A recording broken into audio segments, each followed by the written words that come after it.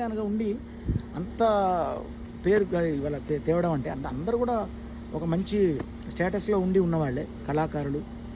ఇప్పుడు TV serial వాళ్ళు, ఇటు మ్యూజిక్ డైరెక్టర్లు, సింగర్స్, యాక్టర్స్ అందరూ పోయినాం. మేమంతా కూడా ఒక స్టేటస్లో ఉన్నవాళ్ళం, కొంచెం ఎంతో కొంత ఉన్నవాళ్ళం. కానీ ఏ స్టేటస్ లేకుండా, ఏ బ్యాక్గ్రౌండ్ లేకుండా మట్టి బిడ్డ అయి వచ్చి అలా అక్కడ దుమ్ము లేపుతాడంటే ఇక మీకు తెలుసు కదా, ఇక ఆటను పేకాట ఆడిస్తాడు. అది శివాజీ గారు ఉన్నందు. శివాజీ గారు కాదన్న, అంటే పల్లవి ప్రశాంత్ గారు అన్నారన్న, మీరు విన్నారో లేదో ఒకసారి. కాదన్న, పల్లవి ప్రశాంత్ అన్న నువ్వు ఉన్న బట్టి నేను ఉన్నాను ఇక్కడ, నువ్వు లేకపోయి ఉంటే వీళ్ళందరూ నన్ను ఒక ఆట ఆడుకున్నారని ఒకసారి అన్నారు ఒక ఎపిసోడ్ లో. సో అది నిజమే అని అనుకోవచ్చు మనం. అది కూడా స్ట్రాటజీ, ఏదో ఒకటి ఉపయోగిస్తేనే కదా.